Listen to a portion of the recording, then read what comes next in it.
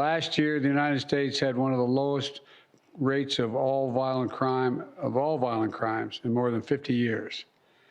Murder, rape, aggravated assault, robbery all dropped sharply, along with burglary, property crime, and theft.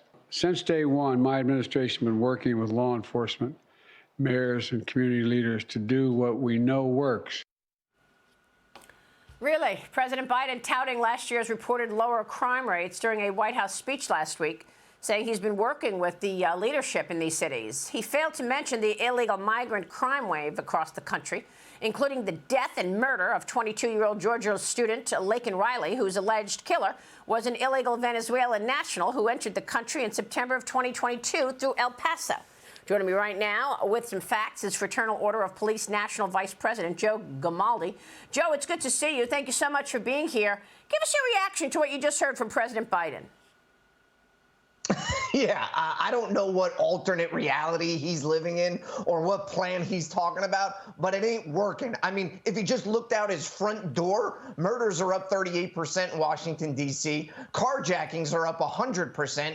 And when you look nationwide, we've had over 20,000 homicides the last 3 years. We haven't seen those numbers in 30 years. Retail theft is over $100 billion. There's businesses closing left and right. There's crime and disorder everywhere you look. So if President Biden really wants to help, how about he tell rogue DAs and activist judges who support these revolving door criminal justice policies to grow a spine and actually do their job? And while he's at it, why don't he convince the rest of his party to stop treating cops like crap in America?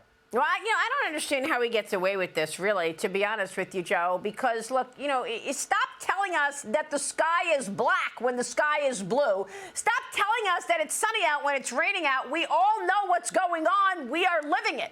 We just spoke with the sheriff in Arizona who said he's never heard from the administration. Then we spoke with Raul Ortiz, who was on 60 Minutes last night. He says he's never heard from Joe Biden and he's never heard from Kamala Harris. So what is Biden saying to us when he says, I'm working with the sheriffs and the local police?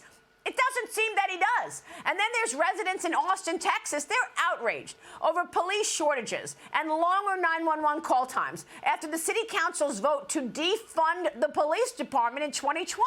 Austin Police Association President Michael Bullock told Fox News Digital a steady decline in public safety has put the city on the, quote, brink of disaster.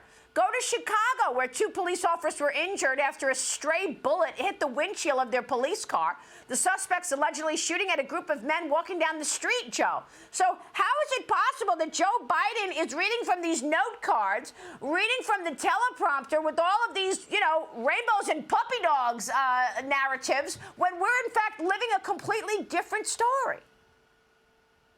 Yeah, it's the classic don't believe your lying eyes and everything you're seeing. And I mean, just to tell you how bad it is in Austin, they defunded their police by $150 million. Then the next year, they had their highest ever recorded murder rate. They're down 600 officers. They can't even respond to calls. But that's just another chapter in the war on cops that is raging in this country. We had 378 police officers shot last year. That's a 60% increase over the last 5 years. In 2024, this year, we're already outpacing those historic numbers. And you would think that maybe the president could hold a national address condemning the violence against law enforcement. Not a peep, Maria. I mean, we are being attacked every single day for the uniform we wear, and he can't even make a statement. Our leaders are asleep at the wheel, and our entire profession is suffering. I mean, come on. We need some honesty here. We got it last week when I spoke with the former NYPD Commissioner, Ray Kelly. What's really concerning me, Joe, is the fact that we've got some serious gangs right now in New York. I know that there are gangs going all over the country right now because they're entering the country through the wide open border. But specifically, the NYPD has told me about a gang that's very dangerous from Venezuela, who's in the country right now, and they are raging throughout New York. Ray Kelly addressed it when I spoke with him recently as well. Here is the former NYPD commissioner. Watch this. We know that they're established in several South American countries, and they've been there for a while, say for at least 12 years. They've only fairly recently moved to New York, but they've moved that whole operation. They've moved their MO of stealing phones, sending them back to Colombia, having them cleansed, and then sold. They're stealing bags from women, riding on scooters that they'll pull up next to them, take the bag, take off, and they're gone in a flash. So those are the two kind of primary ways that they've been making money in the city. But they also are involved in human trafficking and drugs. What do you think about these gangs, Joe? What do you know about it?